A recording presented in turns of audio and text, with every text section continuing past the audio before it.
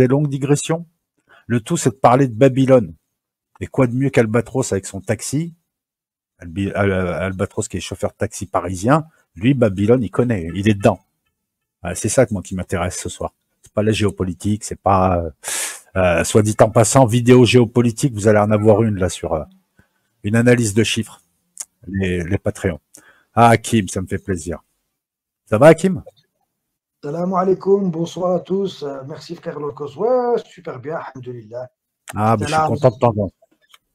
ça m'a plaisir réciproque, hein, voilà, c'est réciproque. Hein, donc, C'est la première peut-être d'une émission historique, peut-être pas, sûrement pas, mais c'est la première, ça se trouve, tu pourras dire à tes arrière-enfants, j'étais là ah, avec bah, elle locaux. bah, Et j'espère. on dit, voilà, à plus dans le Inch'Allah. bus. Pardon. Ouais, bah, de toute façon, on est dans un moment de l'histoire important, d'une manière ou d'une autre. On est à vivre, c'est comme si on était dans un moment historique. Tu peux prendre n'importe quelle voilà, guerre de l'histoire. Ben, c'était comme si on était un peu au milieu du front, occupé on va dire, à donner des avis. Et, Justement, ce soir, Hakim, ce soir, ouais, on va pas parler du front, symboliquement, ouais, hein, bien sûr, c'est une image. On ouais, va parler de derrière, de la société. Toi, tu es en Belgique, par exemple, donc tu peux parler de la société belge, tu peux parler de tout ce qui a trait à Babylone, mais pas forcément des trucs négatifs. Ça peut être aussi des bons trucs. Le fait qu'on puisse communiquer, toi et moi, là, avec 156 personnes, c'est magnifique. C'est Babylone aussi, ça. c'est magnifique. Mm. Voilà, il y a le côté, on va dire, mais c'est du rêve presque, parce que là, aujourd'hui, nous, on est habitués à se parler au téléphone, mais je veux dire, parce qu'on est né avec ça, mais je veux dire, entre guillemets, c'est la magie des temps modernes. Je veux dire, il y a La la magie, magie. Mm. c'est de la magie, c'est vraiment la magie des temps modernes. Parce que nous, pour nous, c'est entre guillemets, on va dire, c'est devenu presque normal. On appuie sur un bouton, boum, et puis on monte. Mais derrière ça, il y a des années de recherche, de sacrifices et compagnie. Et pour aboutir aujourd'hui à, voilà, c'est clair que c'est pas les bonnes personnes qui tiennent malheureusement ces choses-là en main. Mais quand même, c'est magique de discuter, moi, avec toi, alors que moi, je suis à Bruxelles, toi, tu es à Marseille. Et comme Mm. ça, en toute tranquillité, c'est extraordinaire. Franchement, Hier soir, Hakim, je faisais le portrait de l'Antéchrist. Je travaillais un peu dessus. Et ouais. l'un des trucs qui caractérise l'Antéchrist, alors il y a un Antéchrist système et un Antéchrist personne. Nous vivons dans Babylone, qui est l'Antéchrist système, qui est le monde de Satan. Et donc, ce qui le caractérisait, entre autres, c'était qu'il promettait aux gens de les rendre semblables à Dieu. Et, je poursuis, la technologie que nous avons et les projets transhumanistes, aussi délirants soient-ils ou aussi probables soient-ils, nous m'amène à penser qu'on essaye de nous rendre semblables à Dieu avec des pouvoirs quasi divins et qu'en fait on n'a pas la sagesse qui va avec, et c'est ça qui me fait dire qu'on a une époque antéchrist. Voilà, désolé d'avoir fait long. Semblable à Dieu, j'irai pas jusque-là. Par contre, concurrencer Dieu, ce serait pour moi le terme le plus approprié, dans le sens où le diable, ben, il est devant la création de Dieu, et ben justement pour tromper les gens, il essaye de la copier. C'est une pâle copie, mais quand même, voilà. C'est pas moi que non non, j'ai pas dit qu'on est semblable à Dieu. J'ai dit que lui propose aux gens cette magie en leur promettant d'être semblable à Dieu. C'est lui qui fait cette promesse. Ben, il leur promet quelque part l'immortalité, en fait. Si réellement tu creuses bien, vraiment tu creuses bien, ces gens qui nous dirigent, ces satanistes, en fait, ils ont une phobie. La réelle phobie, c'est pas d'être pauvre ou quoi que ce soit, c'est réellement de mourir. En fait, le diable leur a promis l'immortalité, entre guillemets, par le biais de l'antéchrist. Lui attend sa sortie, qui lui est là depuis 3000 ans en tant que croyant. Voilà, je dis ça parce que moi j'y crois profondément. Donc on a un être qui est là depuis 3000 ans, qui subsiste grâce à une huile, on va dire, la fameuse fontaine de jouvence. Hein. Je veux dire, ce que les gens, entre guillemets, ont recherché à travers. C'est pas quelque chose de faux, entre guillemets, elle existe réellement, mais c'est la fontaine dans laquelle l'antéchrist, ben, il puise pour pouvoir traverser les siècles, mais il est bloqué dans un sas. Donc il ne peut Le, pas. Il ne peut pas le, le ouais. jour où l'antéchrist arrive, les amis, vous pourrez vous réfugier à Saint-Marcelin en Isère. que je connais bien. Il y a un petit village à côté qui s'appelle Chat. Il y a plein de petits villages à côté. Voilà, Saint-Marcelin. Il y a de la noix, il y a du rugby. Il y a voilà. Je salue Monsieur Saint-Marcelin qui est avec nous. Voilà, excuse-moi Kim, je voulais saluer quelqu'un sur le. Ah, il est chez moi le mec. Donc je le salue. Ça fait pour toi aussi les réseaux. Que pour Ouais. parler. Alors, on va rester sur le thème plutôt sur des thèmes sociétaux et autres, c'est plus intéressant. Ouais, mais cette technologie qui doit nous rendre semblables aux dieux, mais en fait, on est con comme un balai, on en fait de la merde. Je parle nous globalement. Internet, c'est plus le royaume du porno que le royaume de la philosophie. Donc quelque part, quand tu donnes une arme chargée à un bébé, enfin le bébé à la limite il est naïf, il est sain, mais quand tu donnes de la technologie presque quasi divine façon de parler, c'est une image à des singes, ce que nous sommes, ça donne pas forcément quelque chose de bien, et c'est ça le vrai dessein justement du diable, c'est qu'il sait parfaitement ce que ça va donner. Si tu donnes toute la technologie que nous avons aujourd'hui, si tu la donnes à des cons, et souvent c'est des cons, ça donne le harcèlement, par exemple, tu vois, qui fait des morts, ça donne des conneries, ça donne de la merde. Bah, en tout cas, moi, je te rejoins sur ce que tu viens de dire. Il y a quelques années, enfin, il y a des années de ça, il y a plus de 25 ou 30 ans, j'avais voilà, une connaissance, un juif en plus, un vrai juif, donc il avait son passeport israélien. Bon, je faisais des affaires avec lui. Et un jour, ça s'est mal tourné. Et je ne vais pas t'expliquer bon, ce truc, mais bon, je lui ai expliqué la chose. Et il m'a dit exactement ce que tu viens de me dire. Il m'a dit, est-ce que tu laisses du lait à un petit chat en lui disant, attention, ne le bois pas. Et c'est vrai, Internet, c'est ça. C'est que vraiment, en fait, tu as toutes les portes qui sont ouvertes. Donc, les bonnes comme les mauvaises. Mais c'est clair que les gens ont tendance à plus aller ouvrir celles voilà, qu'il ne faut pas que celles qu'il faut. Tu vois, ils vont pas vers, par exemple, ils ne se servent pas d'Internet pour engranger des connaissances ou voir des trucs qui sont sains, quoi. Je veux dire, malheureusement, Internet, c'est aussi, c'est plutôt le gouffre voilà, c'est vraiment Babylone. Hein, et en plus de ça, en fait, C'est ça. voilà, en fait, Pardon, c'est comme si, vas-y, non, non, en fait, c'est comme si tu rentrais dans un restaurant et on te donne la carte, la carte du restaurant avec tous les plats. Tu vois, eh ben, c'est exactement ça ce qu'est Internet pour moi. C'est le diable qui te dit, ben voilà, tu as tout à la carte. Tu peux même adorer Dieu si tu veux. Si tu veux, tu peux même être contre moi. Mais par contre, j'ai mille et une autres recettes. Et finalement, ben, tu vois bien que la majorité des gens, entre guillemets, tombent soit dans du satanisme ou des futilités. Et la futilité, de toute façon, est le chemin sur le satanisme, en fait, même si tu crois que c'est quelque chose de, on va dire, voilà, quelque chose qui n'est pas grave. Et certainement, au début, c'est toujours un petit truc, mais de petit truc en petit truc, eh ben, tu arrives à des horreurs sur Internet, quoi. Et donc, je comprends un petit peu. Voilà. Donc, je comprends. Est-ce qu'on peut. Fini, pardon. À chaque fois, je crois que tu finis, donc excuse-moi, c'est pas pour t'interrompre. Fini. À chaque fois, j'ai l'impression que tu vas finir, c'est pour ça. Ouais, j'ai fini, mais en même temps, Ah, voilà. non, parce que c'est intéressant ce que tu dis, ça me permet de poursuivre un petit peu. Et encore une fois, excuse-moi des fois, parce que des fois, il y a un retour, un truc, donc j'ai l'impression que tu as fini et j'essaye de pas te couper. En fait, je te coupe comme un con. Ce que tu dis est intéressant, parce que finalement, le tableau que nous peignons de cette technologie à travers Internet fait que est-ce qu'on peut affirmer que finalement on a le libre arbitre? Parce que le diable, il nous pousse pas sur Internet, personne nous pousse, c'est nous-mêmes qui nous poussons, et ensuite nous sommes ce que nous faisons. Et malheureusement, beaucoup de gens cèdent à la facilité. On a tous une pente et une montée. La montée vers notre excellence et la pente vers notre déchéance avec nos défauts propres et nos qualités propres. Et si on résiste pas, si on travaille pas sur nous, on se laisse tous aller à nos conneries. Chacun a des conneries spécifiques. Bref. Et là, les gens, par exemple, sur Internet, je parle pas forcément des gens qui font des formalités administratives ou qui sont, enfin voilà et tout. Mais on est ce que nous faisons. Après, c'est pas péjoratif.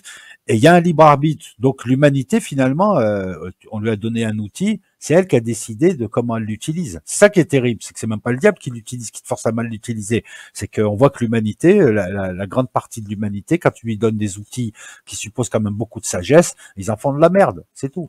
Voilà, donne un ordinateur, un Macintosh à un singe, il va le fracasser, il va faire des conneries avec. Il ira même pas sur Internet, mais bon. Ouais. Nous sommes des singes. Ouais. Non, mais tu peux prendre l'exemple des restaurants, là, tu sais, où tu as les plats qui tournent constamment dans les pays asiatiques, donc, ou en Espagne aussi. Donc, ça fait que tourner. Ben, finalement, c'est la même reprise, mais Internet, c'est ça. Voilà, c'est une autre image. Mais tu manges un plat, et puis, bon, ben, tu peux en manger un autre, et puis goûter un autre. Et Internet, c'est ça. Et comme tu dis, en fait, le diable, il te fait une proposition. Il ne t'oblige pas, absolument pas. C'est comme quand tu es sur un bon reportage ou quoi, hop là, tu as de la publicité qui te coupe, qui te dit, ah, vous voulez rencontrer des femmes de votre entourage, ou je ne sais, tu vois. Donc, c'est un petit clin d'œil du diable, en fait, qui te dit, moi, je suis là, hein, en fait, ne m'oublie pas, tu vois, même si c'est sûr, même si vous êtes occupé à discuter de Dieu, mais moi, je fais mon taf aussi, tu vois. Donc, voilà, si je te dévie un peu, si j'essaie de te dévier un petit peu, entre guillemets, ne m'en veux pas. En tout cas, moi, c'est comme ça que je le comprends. Tu vois, c'est mon Ah, mais boulot. c'est Mais, ça. tu C'est vois, ça, c'est le pacte faussien. Le gars, il peut pas te forcer. En fait, s'il réussit, c'est parce que tu as voulu d'une manière ou d'une autre. Lui, il est juste là pour te blouser. Et ce monde-là fait tout pour nous blouser, justement. C'est pour ça que c'est, comme je le dis, c'est le corps de Satan qui a pas encore pris conscience de lui. Mais il est là. Mais l'humanité, là, voilà, le libre arbitre, il s'exerce là. Et quand on voit ce que ça peut donner, alors moi, je veux pas être pessimiste non plus. Attends. Moi, je vais revenir sur certaines choses. Je veux pas non plus balancer des clichés. Avec Internet, avec l'informatique, on gère des villes, on soigne des gens, on organise des chaînes de distribution. Il y a beaucoup de gens aussi qui s'instruisent. Il y a beaucoup de gens qui travaillent, qui ont trouvé leur emploi, le e-commerce, tout ça. Il y a beaucoup de bonnes choses. Et voilà, on parle de l'humanité de manière globale et on parle du côté consommateur babylonien. Mais bien évidemment, les autres sont là aussi. Il n'y a pas que des neuneux qui regardent du porno et qui insultent les gens sur Internet. Hein. On est d'accord, Hakim, il y a aussi plein de gens qui... c'est pour ça que c'est un bel outil. Oui, mais le problème, c'est que c'est Internet, c'est, comment dirais-je ça?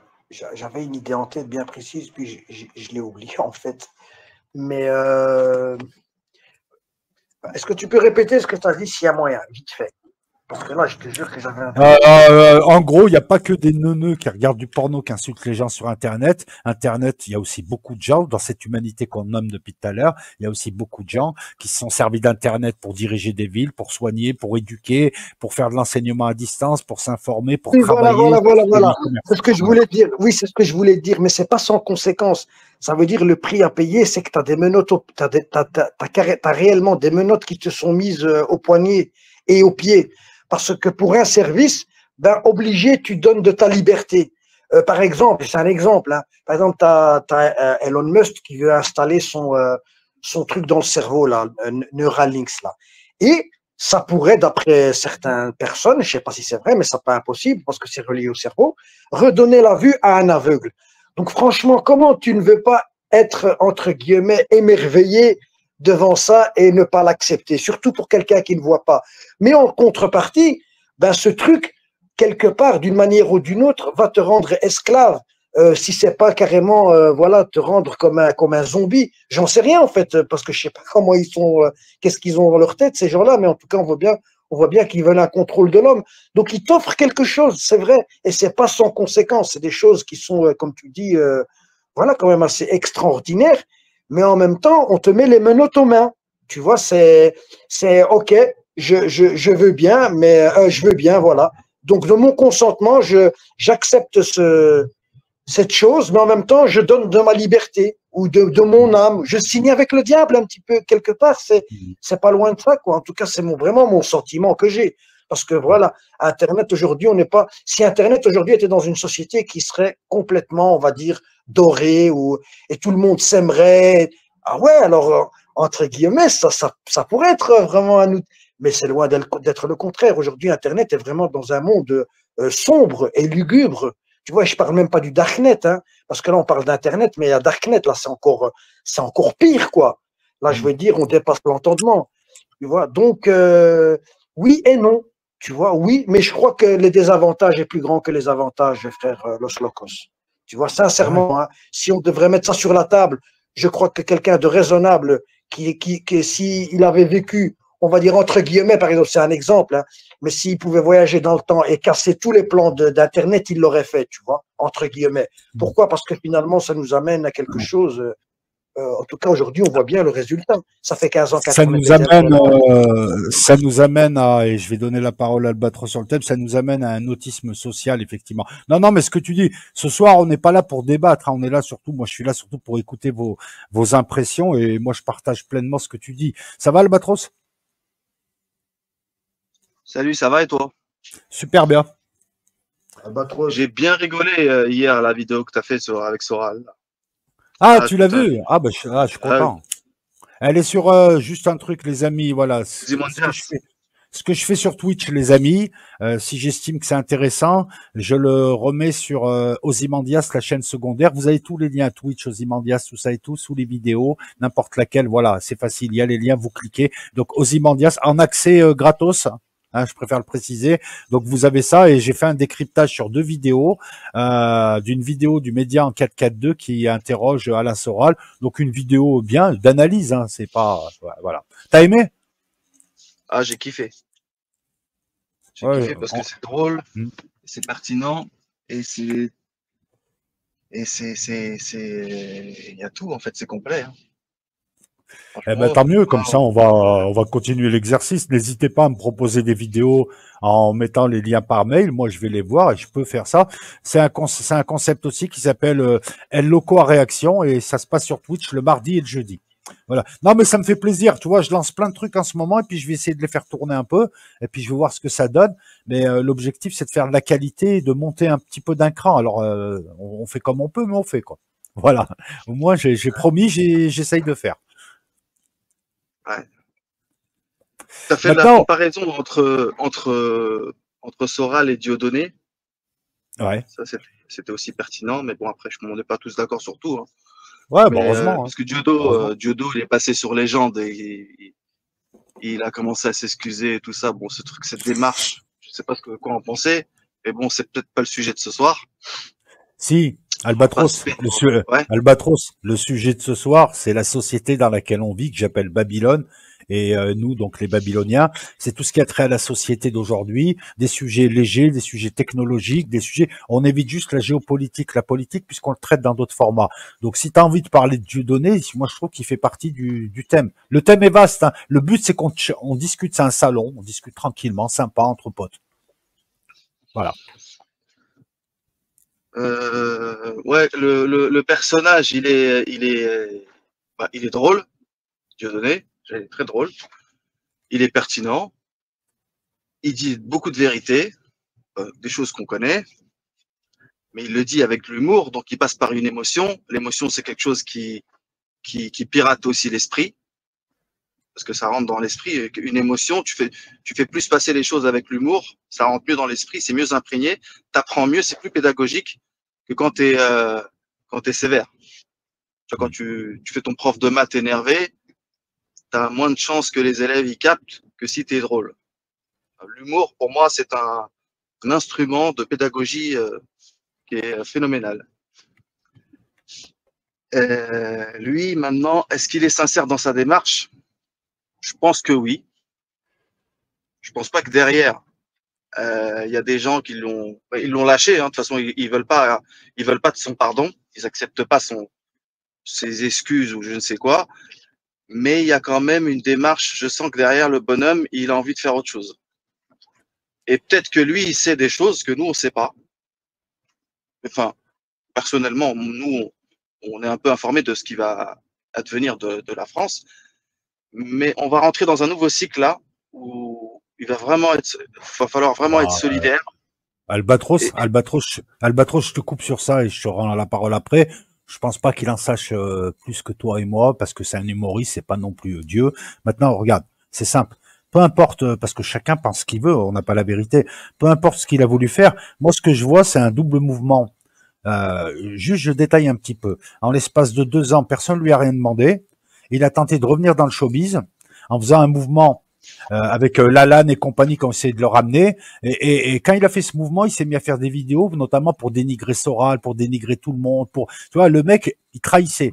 Et comme ça n'a pas marché, maintenant, C'est comme ça que moi je le perçois. Il essaye de revenir d'où il est parti, sauf que le problème, c'est qu'entre-temps, tu as joué le malin, t'es allé... enfin voilà, personne n'a compris son mouvement. Mais bien sûr qu'il est sincère. Son mouvement, il est stupide depuis le début. Il fallait s'attendre à ce que les mecs, parce qu'ils détestent tout le monde, le rejettent. Et à ce moment-là, tu fais quoi? Attends, je finis. Je finis juste. Mais le gars, regarde, je vais te prendre un exemple. T'as un mec, tu l'as recueilli parce qu'il s'est fait larguer d'une bande de copains, la bande du copain la plus importante du lycée. Le lâche parce que le gars, il est pas dans le ton, machin et tout. Le gars, ils lui font la misère, tu l'accueilles. Tu lui permets de se requinquer un peu parce que ton public va le voir, etc., etc. Et puis d'un coup, le gars, au bout d'un certain temps, il arrive à retrouver des liens avec ce groupe majoritaire et il aimerait revenir parce qu'apparemment, je pense que ça paye plus. Qu'est-ce qu'il fait? Il essaye de revenir et il se met à cracher sur toi dans une vidéo et il se met à cracher sur des gens et à donner des leçons. Et le manque de bol, ça marche pas. Le groupe majoritaire n'en veut pas. Alors qu'est-ce qu'il fait? Il essaye de revenir vers le groupe minoritaire. Et le groupe minoritaire, il est dubitatif. Et il y a des gens comme toi qui disent ouais, il est sincère, donnons-lui le pardon. Et il y a des gens qui disent non, c'est fini. Voilà, j'essaye d'expliquer en gros les différents points de vue que peuvent avoir un peu les gens sur Dieudonné, et notamment une vision bien précise. J'explique encore voilà, il y a pas de vérité là-dedans, il y a rien et tout, et tous les avis se valent. Je peux donner mon avis, s'il te plaît. Ouais, juste on laisse Parce finir que moi, Albatros. franchement, Hakim, on laisse finir Albatros, comme ça tout le monde parle un peu égal, et après on fait rentrer Abdallah, et après je te laisserai évoquer Dieudonné. Juste Albatros et Abdallah après. Ouais, mon avis sur la sincérité de son acte, ouais, je dirais 60-40. Hein. Après, tu sais pas derrière qu'est-ce qu'il y a, mais on sent que la majorité, enfin, l'élite au pouvoir en France, elle est en train de changer de fusil d'épaule. Ils n'ont pas le contrôle. En France, c'est un pays. La France, c'est le pays où il y a tout le monde. On est tous là en France. Il y a des Rebeux, des Chinois, des Renois, des Blancs. Il y a tout le monde en France. Et les gens, il y a une prise de conscience quand même populaire. Il y a tout le monde qui commence à ramener sa gueule. Et tu sens que ça sent le sapin pour l'élite. En France. Je parle de la population française. Je parle pas de la population européenne. Les moins gnous sont en France. Il y a des gnous en France. Hein. Mais on est moins gnous que certains pays européens. Il y a une grosse rébellion qui est en marche. Et je le vois, moi, à Paris, plus personne n'en a rien à foutre. Le soir, l'autorité, et le soir et même la journée, hein, les gens, et la dernière fois, il y avait un mec qui faisait un micro-trottoir devant le bureau des impôts. Il y avait une queue de 100 mètres devant le bureau des impôts. Il y a un mec, tu sais ce qu'il a fait? Il s'est pointé devant le bureau des impôts avec sa caméra micro-trottoir. Il y a un lavage de bagnole juste à côté. Ouais. Et le mec, il dit aux impôts, il va voir deux personnes qui sont en train de faire la queue. Il leur a dit, les mecs, pourquoi vous faites la queue? Regardez combien vous êtes, regardez combien ils sont. Et il a créé une émeute devant les impôts. Et les mecs, ils ont commencé à se battre et tout avec le vigile. Ouais, on payera pas. Et nous, c'est un système de merde. Il commence à avoir une rébellion devant les bureaux des impôts, les mecs. Et ça, c'est un signe. Hein. Des trucs comme ça, tu vois, sporadiques, sans prévenir. Des actions qui commencent à se faire voir. Ouais, après, ouais. C'est intéressant. Non, c'est intéressant. Il commence, les gens en ont ras le cul de ce système et les gens ils le voient. On voit de mieux en mieux.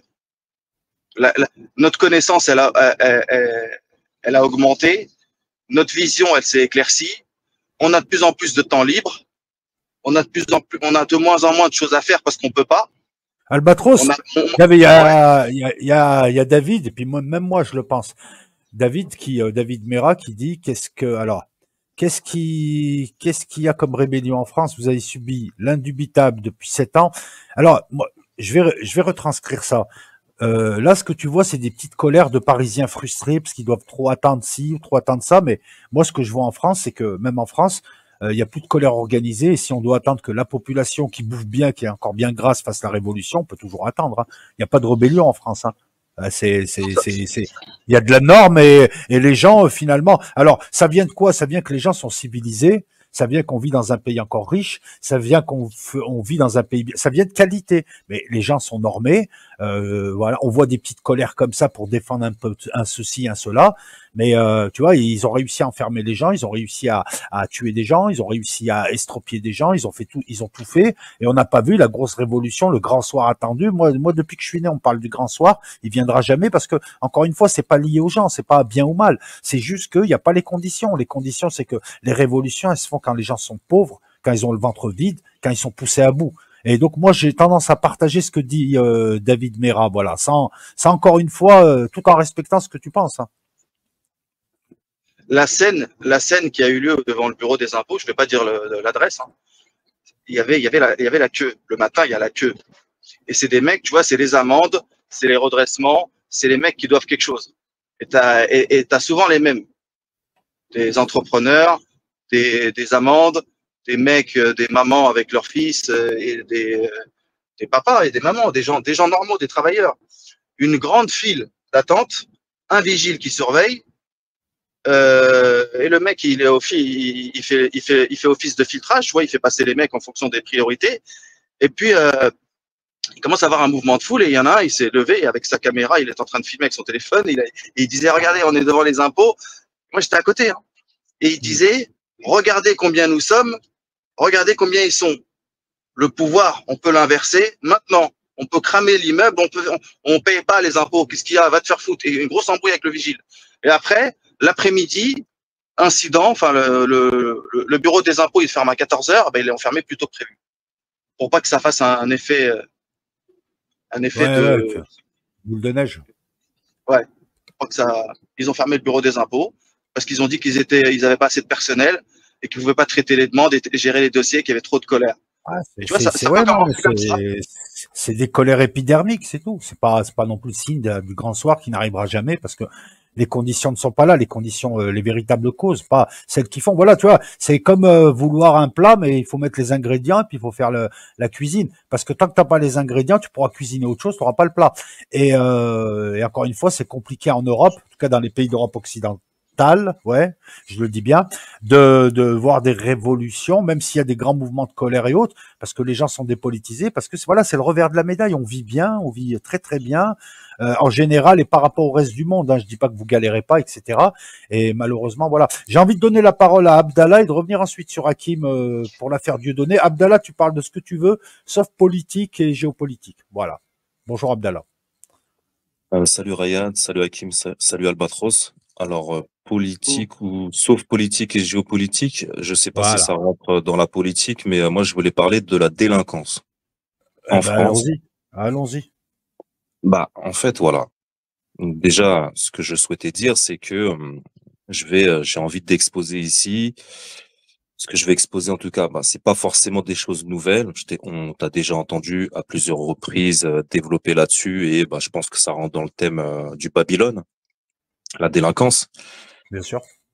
Alors, en fait, voilà. En fait, t'es en plein dans le thème, en vrai. Ah bon? Bah, c'est parfait, en fait. Bah, c'est parfait parce que j'ai pas tout entendu. Alors, en fait, voilà, tu sais, en fait, les médias, autant la télévision que l'Internet, et les sites Internet et des sites Internet comme F2 Souche ou autres, c'est vraiment, moi, il y a que ça, en fait. Ils véhiculent une idée, en fait. Ils montrent du doigt une seule réalité en France, donc c'est la délinquance et les étrangers, et ils font même le lien avec l'islam. Voilà. Donc ça part ils veulent vendre du choc des civilisations. Et en effet, ils ont rentré ça dans la tête des gens et ça a marché. Voilà, le RN a eu pas mal a fait un très bon score. En fait, le but là, c'est pas de nier cette réalité ni le ras-le-bol des Français. Et en vérité, moi, je pense que les Maghrébins devraient s'accaparer ce sujet de la délinquance en France. C'est parce que c'est primordial, en fait. Faut que c'est un thème national, quoi. Ça doit toucher tout le monde. Bah, ça touche au quotidien des gens. Et donc, en fait, oui, donc autant la télévision, donc la presse mainstream, YouTube, les sites internet comme F2 Souche. Par exemple, cette année, Figaro a sorti un article dont le titre était en France une agression physique toutes les minutes. Je sais pas, et ils se sont basés sur une étude gouvernementale. Moi, je suis parti checker l'étude. Bon, c'est plus 1 minute et 40 secondes. Ils ont arrondi à 1 minute. Bon, on va pas chipoter. Mais lorsqu'on va voir cette étude, une grande partie de ces agressions physiques, je crois qu'il me semble, c'est 55%. C'est intrafamilial. Donc bah là, ça change tout, quoi. Parce que eux, ils vendent la chose, tu sais, agression physique, sauvage, barbare dans la rue. Tu vois, c'est comme ça qu'ils l'entendent dans l'article. Mais, juste une chose, encore une fois, je me permets l'incise. Là, tu vois, c'est bien l'exemple que tu donnes parce que on voit encore une fois le travail des médias pipeaux. On a, non, 1 minute 40, c'est pas 1 minute, c'est presque 2 minutes. Il manque un tiers. Donc, quelque part, déjà, le mec, il oriente l'information. Il veut absolument augmenter la fréquence pour faire peur, alors qu'il y a déjà une délinquance qui fait peur. Et il oublie de préciser, et encore une fois, voilà, parce que c'est ma prochaine vidéo sur Patreon, je travaille sur des chiffres de missiles et c'est un peu comme ça.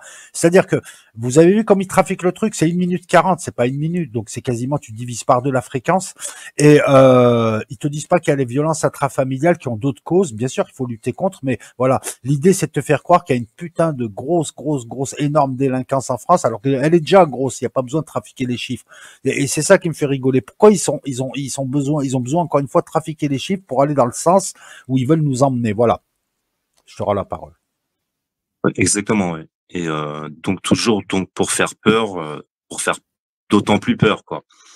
Et voilà, donc c'était 55% violences intrafamiliales, donc on comprend que c'est des causes socio-économiques et non des causes criminologiques. Exactement, et en plus non parce que eux, voilà, crime c'est égal étranger forcément, crime c'est égal africain forcément déjà, tu vois, c'est ça qu'ils vendent, quoi. Et rappelons-le, le rédacteur en chef du Figaro, c'est un ami proche d'Éric Zemmour. Ouais, eux, leur ligne éditoriale, elle est clairement orientée. On veut plus de Noirs et d'Arabes en France. Ils foutent le bordel et ils sont la cause de tout. En gros, pour résumer, F de souche. Oui. Oubliant le reste. Exactement. Éric Zemmour qui parle de statistiques ethniques.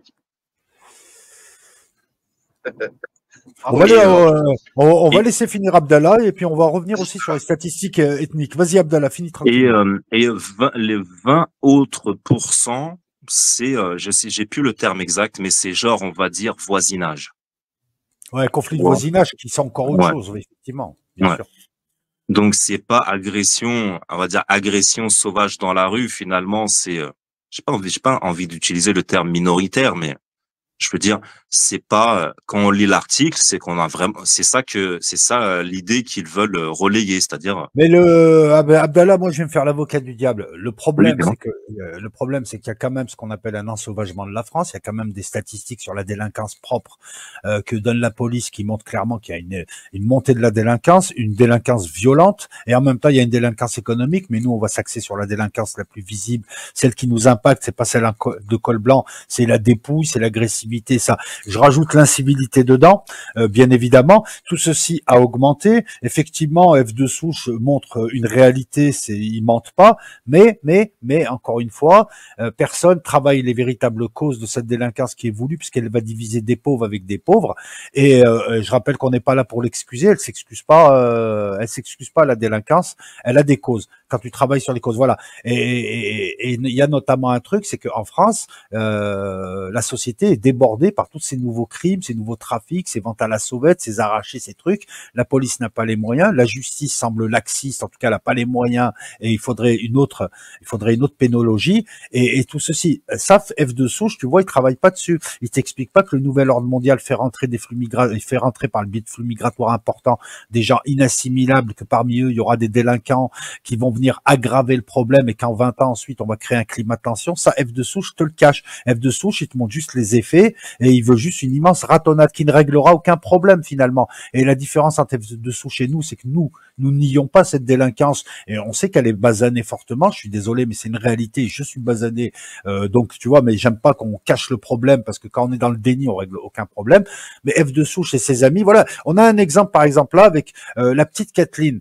Ils ont commencé à en parler parce qu'ils pensaient que le mec qui était sur la moto c'était un arabe. Le problème c'est qu'il s'appelle Matteo. Et elle, par contre, je crois qu'elle est un peu basanée, la petite qui est morte, il me semble, paix à son âme. Et d'un coup, ils se sont arrêtés de parler d'elle. Voilà. La différence entre eux et nous, c'est qu'eux, ils parlent pas des véritables, de ceux qui créent ça. Pourquoi ils le font? On sait tous qui fait ça dans les pays européens, qui fout le bordel, qui veut un immense chaos généralisé pour pouvoir ensuite amener ses plans morbides, notamment l'installation d'un nouvel ordre mondial. Et elle est là la différence. Voilà. Excuse-moi d'avoir fait long, mais je voulais parce que le truc c'est pas de savoir si les journalistes orientent ou pas, ou si la délinquance elle est énorme ou un peu moins énorme, mais elle reste énorme parce qu'elle est visible. Le truc c'est que qu'est-ce qu'on fait, comment on le fait intelligemment, parce que cibler du doigt des ethnies, les victimiser, faire en sorte qu'elles veulent plus de calculer, et c'est créer encore plus de division, plus de chaos. Je pense que la délinquance concerne aussi tous les gens honnêtes, quelle que soit leur couleur de peau, et il vaut mieux les unir pour imposer justement un monde un peu plus calme. Là, ça devient très dangereux. Promis, je ferme ma gueule, Abdallah. À toi.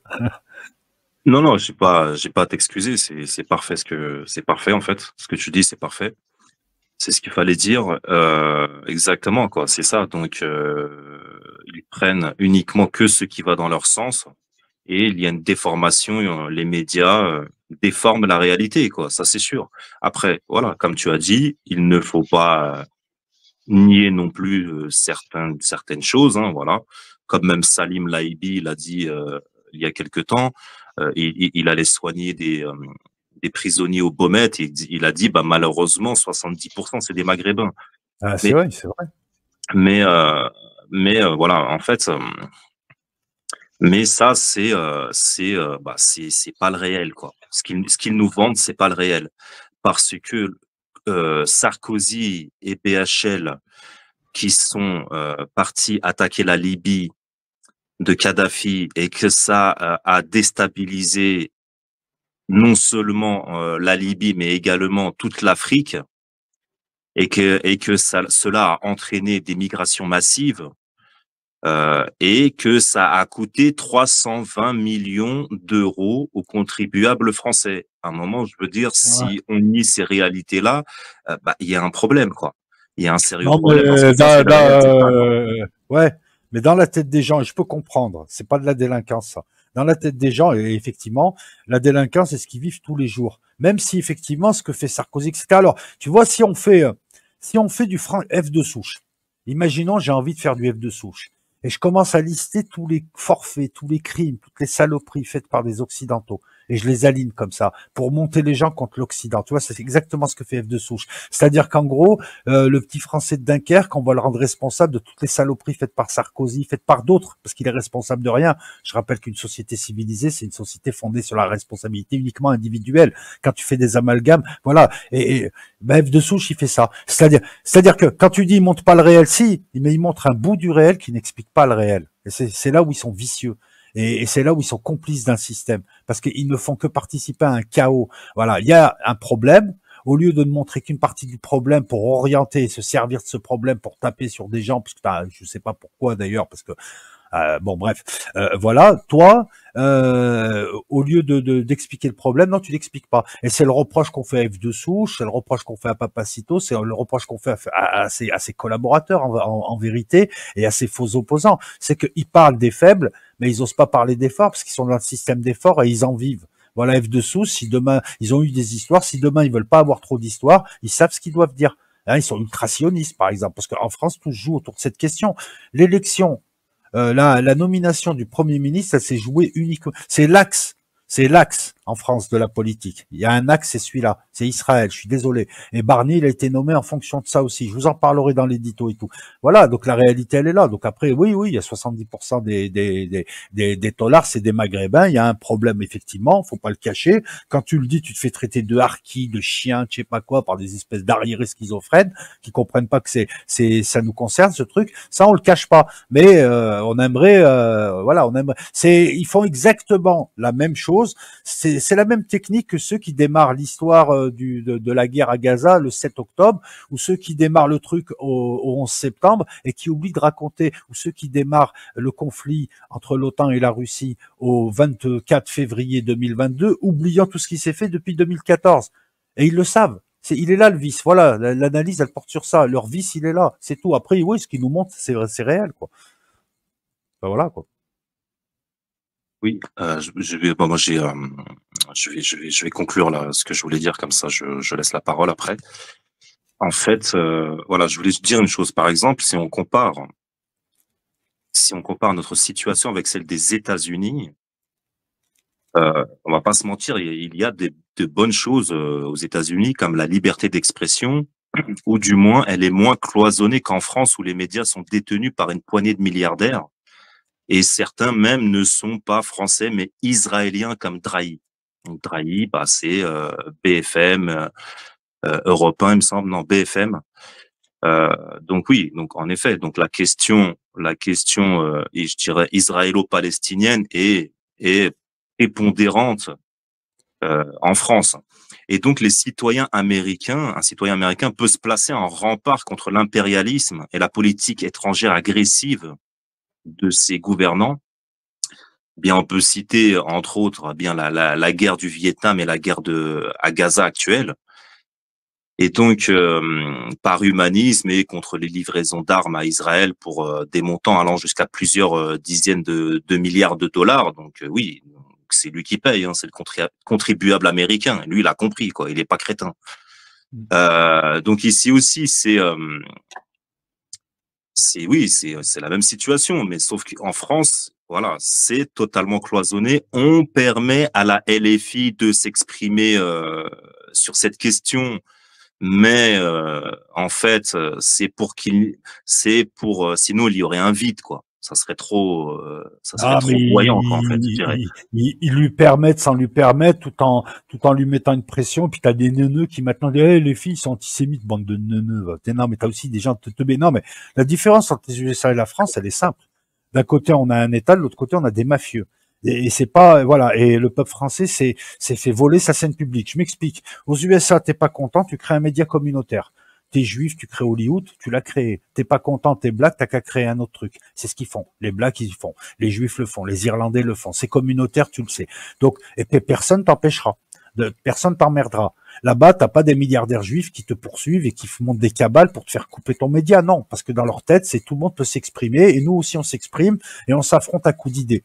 Donc voilà pourquoi moi les critiques sur Hollywood ils sont tous juifs, j'ai toujours trouvé ça stupide parce que oui bah c'est eux qui ont créé ça, mais ils ont empêché personne de créer autre chose.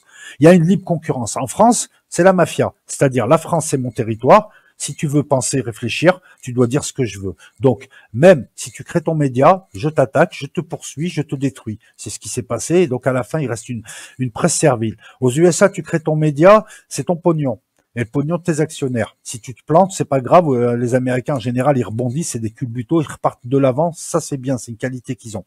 En France, le média, c'est les gens qui vont te donner de l'argent de force alors qu'ils te lisent pas. Et toi, tu dois dire ce que te demande le gouvernement, et le gouvernement, c'est des animateurs dans ce théâtre de Guignol. Voilà la différence entre les USA et ici. Ici, il n'y a pas de liberté d'expression, et il y a de l'acharnement, on t'empêche de parler. Là-bas, non, c'est tout le monde peut parler. Tu peux pas empêcher les autres de parler. Et elle est énorme, la différence, en vrai. Ah, mais tout le monde peut parler en même temps.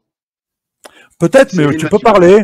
Tu peux parler, tu peux avoir ta communauté, tu peux peser. Regarde les blacks américains Aujourd'hui, ils ont une grosse bourgeoisie, ils ont des milliardaires, ils ont des millionnaires, ils ont des médias, ils pèsent. Et à partir de là, ils sont pris en considération. Ça a permis aussi, tu vois, une homogénéisation de la société. Et ouais, voilà, tout ceci fait que. Mais ici, par exemple, ben, regarde Soral, regarde Dieudonné, regarde Jérôme Bourbon, regarde tous ceux qui ils se sont essayés soit à la littérature, soit à l'essai, soit à la presse. Et non, ici, t'as des mecs, t'as le commissaire Gozlan. C'est une espèce de petit gros séfarade, il est là, il fait bosser 2 personnes, et lui, il décide, c'est le bureau de vérification de tout ce qui est antisémite. Donc, dès qu'il y a un truc antisémite, il a le monopole du bon goût. voilà, et c'est lui qui décide, et il attaque. Et après, il appelle la LICRA qui t'attaque, et l'autre qui t'attaque. Et comme, de toute façon, leur cousin, il est ministre, l'autre, il tient la presse, l'autre, il tient tout. Voilà, on sait qui, voilà, et tu te fais attaquer. C'est-à-dire que, voilà, t'as pas le droit de t'exprimer ici. Sinon, tu te fais défoncer. Ouais, Ou mais alors, si, dans des lives comme celui-là, mais bon, on est tellement petits, nous, que. mais Aux quand États-Unis, même, la société américaine, excuse-moi, juste te coupe 2 secondes sur ça, parce que je trouve que c'est quand même important. Quand tu dis qu'aux États-Unis, entre guillemets, c'est différent de la France, moi, je trouve pas. En fait, je trouve que c'est exactement le même schéma. Ça veut dire qu'aux États-Unis, effectivement, tu as quelques Renois qui ont réussi, et on t'a mis quelques Renois au gouvernement, comme chez nous, quelques têtes d'Arabes et quelques têtes de Renois, pour dire voilà. Mais en vérité, quand tu regardes dans la société, je veux dire, les Renois américains, mais la grosse majorité, en tout cas la plus grosse population qui est en prison aux États-Unis et surtout dans les couloirs de la mort. Je peux te répondre, Hakim, Oui, sur ça. Parce que tu te bases sur quelle étude? Parce que moi, les études, et je te donnerai des liens, montrent clairement que, et puis de toute façon, c'est évident, entre 70 et aujourd'hui, il y a eu toute une bourgeoisie noire, il y a eu tout un, on voit pas les blacks américains qui réussissent. Attends, je finis. On voit pas les blacks américains qui réussissent. Mais c'est pas quelques-uns qu'on a mis au gouvernement ou qu'on a mis comme ça. Il y a une véritable bourgeoisie black, il y a un véritable poids économique. Maintenant qu'il reste des problèmes, effectivement, avec des jeunes désœuvrés. On parle aussi beaucoup des gangs blacks, on parle pas des autres gangs ailleurs, etc. et tout.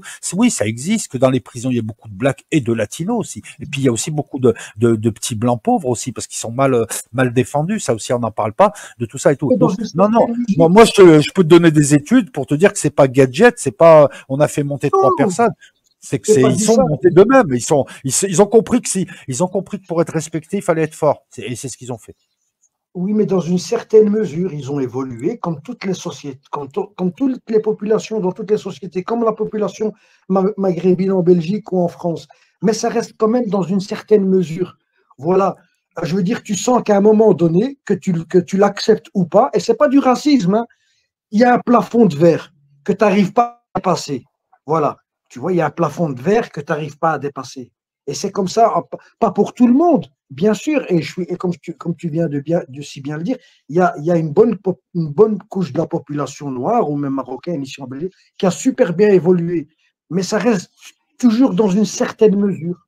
Voilà, Ouais, c'est je vois pas ce que tu ça. veux dire. Non, mais je vois ce ce que que tu tu veux veux dire, dire. Hakim, c'est Comme il y a un plafond de verre aussi pour une femme présidente, peut-être que ça va sauter. Comme il y a un plafond de verre aussi pour les catholiques présidents. Non, je vois ce que tu veux dire, Hakim. On s'était pas compris. Effectivement, mais après on rentre plus. Après on rentre dans la concurrence des communautés, la communauté qui dirige.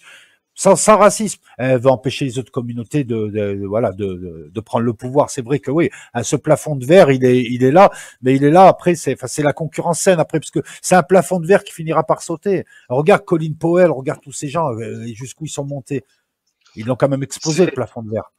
c'est un Vas-y, Albert. plafond de verre. C'est un plafond de verre. Si je veux reprendre ce que veut dire Hakim,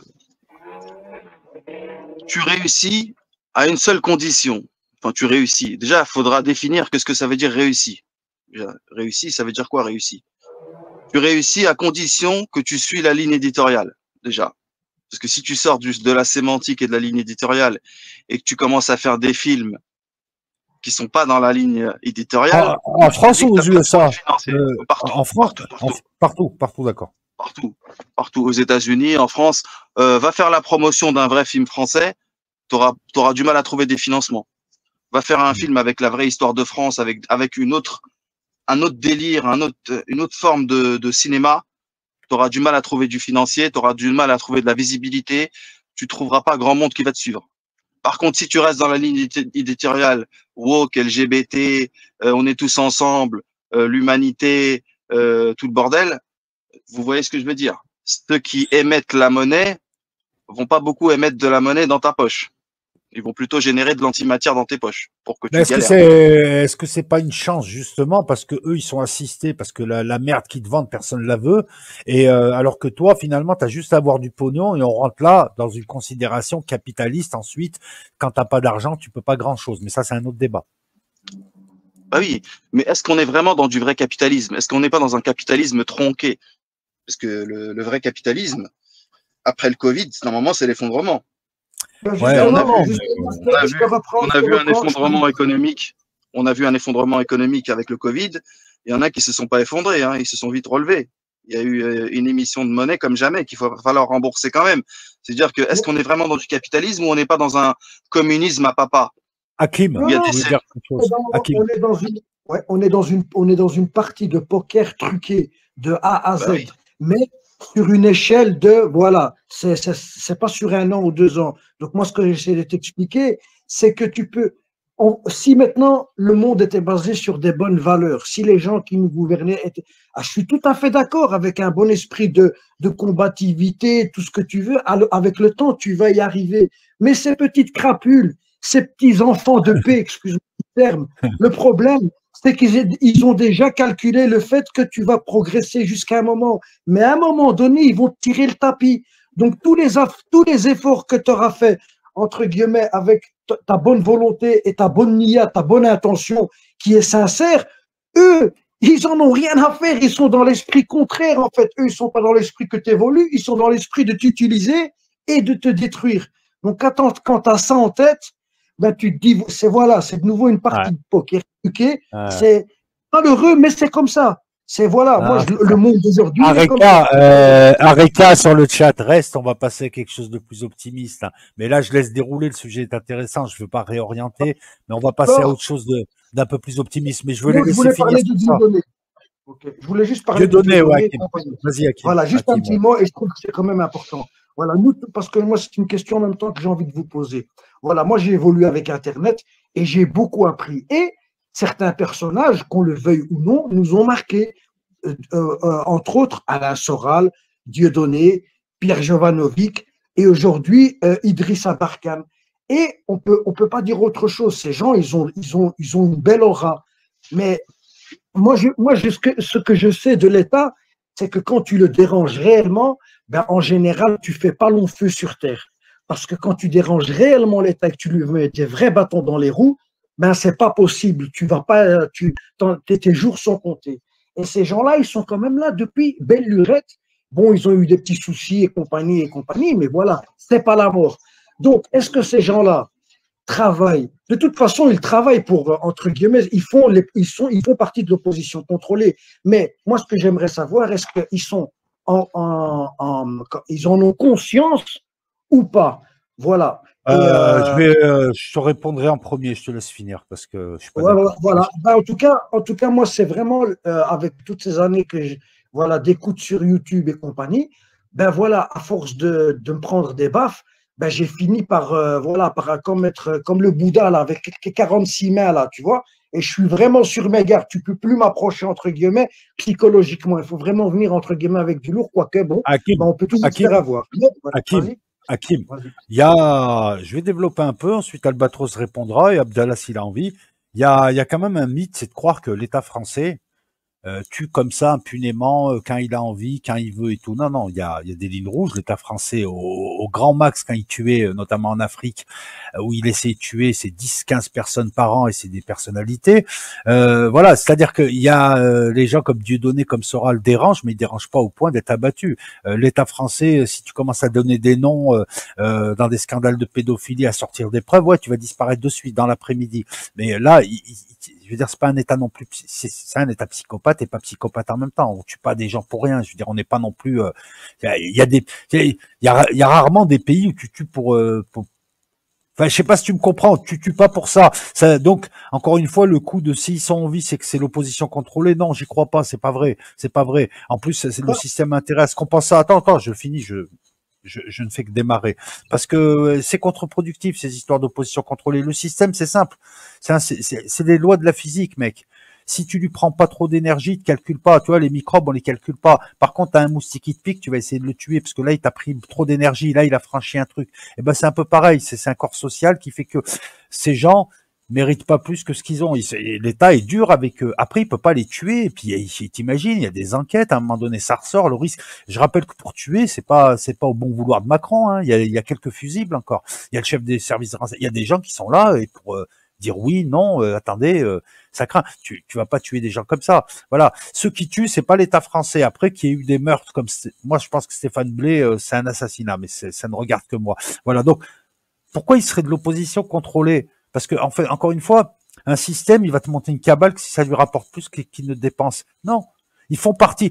Toi, ce que tu dis, toi, tu as l'intuition de tous ces gens qui sentent le coup fourré, parce que l'histoire, elle est écrite au-dessus. Il fallait un Alain Soral dans l'histoire, il fallait un Dieudonné, il faut un Poutine pour pouvoir faire croire qu'il y a un fléau, il faut un OTAN, il faut ceci, il faut cela, et on sent tous le coup fourré mais on croit que le coup fourré il se situe sur notre plan. Non, c'est l'histoire qui est écrite comme ça. Je ne pense pas du tout que ces gens soient de l'opposition contrôlée, bien au contraire, je pense qu'ils font partie enfin, Soral, d'une opposition qui est inefficace. Soral, il est inefficace. Si demain Soral, il a 1 million d'hommes qui le suivent, il peut monter sur Paris, ouais, ils vont l'abattre.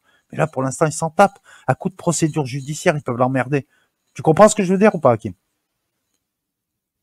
Oui, oui, je sais ce que tu dis, hein, t'inquiète, mais voilà, moi, Mais je si, prends par exemple l'exemple d'Idriss Abarkan, qui, franchement, le mec, c'est un tueur en matière de vulgarisation.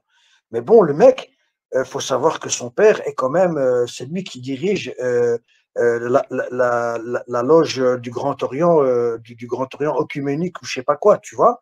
Donc c'est un franc-maçon, tu Ouais, vois. mais toi, Et le mec, oui, mais attends, attends. Aberkan. Non, non, mais l'insiste sur Aberkan. Aberkan, les gars, vous attendez, excusez-moi. Vous attendez quoi de lui? Moi, quand j'achète un truc, l'emballage, je m'en tape. Quand la vie des gens, je m'en tape. C'est-à-dire que on attend quoi de lui? Moi, ce que j'attends d'Aberkan, c'est des conférences qui vulgarisent, qui généralisent des sujets pointus, avec très peu, parce que tu dis toujours des bêtises. Tu sais, je vois les détracteurs d'Aberkan qui vont le piéger sur une phrase ou un truc et tout. Moi aussi, quand je fais des lives, si on les reprend et si on commence à jouer à ça, on va trouver plein de détails, plein de conneries, parce qu'on n'est pas dans le sens du truc. Donc, attends. Aberkan, moi, ce que je lui demande, c'est de m'instruire. Qu'il soit franc-maçon ou pas, je m'en fous, je vais pas le suivre politiquement, je vais pas me battre pour ses idées. Donc, sa personnalité m'importe peu. Moi, ce qui m'intéresse, sa personne, sa vie, ce qui m'intéresse, c'est ce qu'il va me dire. Je le vois pas comme un opposant politique, je le vois comme un type qui me permet de m'instruire ou qui me conforte dans mes idées. Non, Tu comprends, Hakim? mais moi, non, mais regarde, moi, je ne le vois pas comme ça, bien au contraire. Écoute bien ce que je t'ai dit, frère Locos. Regarde, frère. En fait, moi, ces gens-là, entre guillemets, d'une manière ou d'une autre, ils nous ont obligés à réfléchir sur nous-mêmes. Et en même temps, ben, on a compris plein de trucs qu'on savait pas avant. En tout cas, moi, je parle pour moi. Si les autres savaient, ben, tant mieux pour eux. En tout cas, pour moi, il peut On que t'entend plus. On t'entend plus, Hakim. je me dis, ces gens-là, ils sont là réellement parce que ça va créer. Hakim, ça coupe. C'est inaudible. On n'entend plus ce que tu dis. Si tu peux revenir dès que tu es avec nous. Et que Là, je ces gens t'entends plus. comme Hakim. maintenant, vous m'entendez? Hakim. Ouais, voilà. Est-ce que tu peux reprendre, s'il te plaît, parce qu'on n'a rien entendu. Non, je voulais dire que Pierre Jovanovic et compagnie, ces gens-là, qui, entre guillemets, en faisant leur vidéo qu'on a tous vues, ces gens-là, est-ce que ils savaient très bien qu'ils allaient enclencher entre guillemets de la violence en tout cas dans certaines personnes entre guillemets, parce qu'ils allaient apprendre des vérités qu'ils ne connaissaient pas. Mais est-ce que c'est voulu par l'État profond justement pour créer un mouvement de foule entre guillemets, un mouvement de protestation, ou bien c'est juste voilà par bonté C'est un euh, mouvement, et par Pierre Jovanovic et ces gens, c'est ouais. un mouvement de réaction naturelle, encore une fois, de la physique, à quelque chose qui est arrivé. Il y a des gens qui réagissent, donc il y a eu des gens comme lui. Bon, je prends l'exemple de Pierre Jovanovic. À la base, c'est un journaliste. Et je le trouve assez bon. Il a été éditeur. C'est un gars qui pourrait être dans le système et puis très bien vivre. Très bien vivre parce qu'il a le niveau, tu vois, quand tu vois la médiocrité ambiante, voilà. Pourtant, quand tu vois que Pierre Jovanovic, qui pourrait être un Babylone, lui, il a décidé de dénoncer des trucs, de prendre des risques à la mesure de ce qu'il peut proposer. tu dis, bah écoute, le mec il a des couilles, c'est ça, sortir du sillon. Il aurait pu rester dans son milieu bourgeois à Paris, dans les cocktails. Il aurait pu trouver un boulot dans n'importe quelle grande maison journalistique, etc., etc. Voilà. Donc non, c'est une histoire, c'est de la physique, des particules et nous sommes des particules. Il y a des choses qui se font et on sait que ça va créer des trucs. On pourra pas dire que, regarde, dans une société qu'il y a une tyrannie, il y a toujours des gens qui s'opposent à la tyrannie. On pourra pas dire un tel, mais dans toutes les strates de cette société, tu verras des gens sortir, tu verras des personnalités sublimes. On connaît l'histoire dans les grandes lignes. Et donc ces gens-là, non, c'est pas une opposition contrôlée, parce que si on poursuit, quel intérêt l'État aurait à créer ces gens alors qu'ils se créent d'eux-mêmes? L'État, non. L'État, elle a créé Caroline Fourest. Enfin, l'État, ceux qui sont derrière et qui sont pas français. Caroline Fourest, Chelgoumi, Tariq Ramadan, tous ces gens qu'on a vu apparaître, qu'on a mis en évidence, c'est ça. L'État, elle a sa caisse de résonance et l'État, en fait, elle en a rien à foutre de nous. Parce que nous sommes des moucherons. Elle, ce qu'elle fait des trucs de masse, elle fait ça au Karcher, elle fait de la propagande au Karcher avec la télé. À partir de Hollande, on a eu que ça, de la propagande, avec une opposition et une fausse opposition contrôlée, mais qui était dans le cadre. Mais les gens que tu nommes, non, c'est des gens qui ont le mérite d'être sortis. Soral, Jovanovic, c'est à la base, ils auraient pu avoir une super vie, peut-être une, être à la télé, tout ça et tout. Les gars, ils ont décidé de dénoncer tout ça. C'est fort quand même.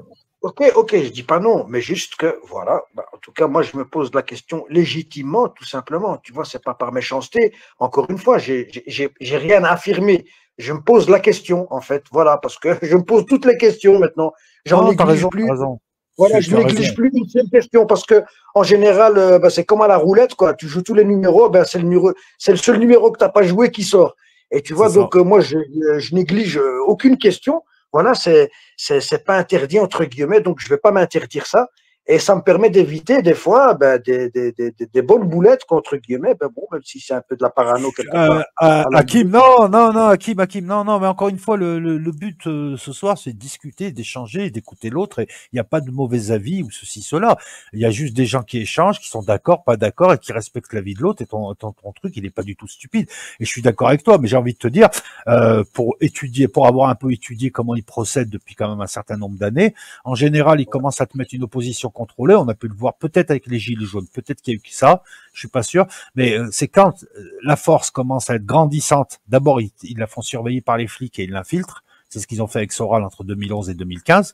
Mais ensuite, si la force elle est trop grandissante, c'est là où ils commencent à travailler dessus, à essayer de contrôler, à essayer de noyauter, à essayer. C'est un peu ce qu'ils ont essayé de faire et ce qu'ils ont réussi à faire avec les gilets jaunes. Mais là, non, il n'y avait pas besoin de le faire. Voilà. Avec les gilets jaunes, on a peut-être vu des gens qui étaient là juste pour nuire. La manif pour tous, il y a quelques années avant, quand tu vois apparaître Brigitte Fargeau, je sais pas quoi, Barjot, là, ouais, c'est de l'opposition contrôlée. Elle est venue, c'est pour saboter l'image de la manif. Mais là, non, parce que même le stade de développement de ce truc ne suppose pas qu'on contrôle une opposition qui est, tu vois, pourquoi tu veux qu'ils contrôlent ces gens alors qu'ils sont tous divisés? Il n'y a pas une unité parmi tous ces gens qui réfléchissent, qui se disent opposants, dissidents, ce qu'ils veulent, et c'est pas péjoratif ce que je dis. Il n'y a pas d'unité, il n'y a pas besoin. Toi, l'État, ils regardent ça du coin de l'œil, ils écoutent 3-4 lives et ils rigolent parce qu'ils savent qu'ils n'ont rien besoin de faire. On est déjà assez divisés nous-mêmes.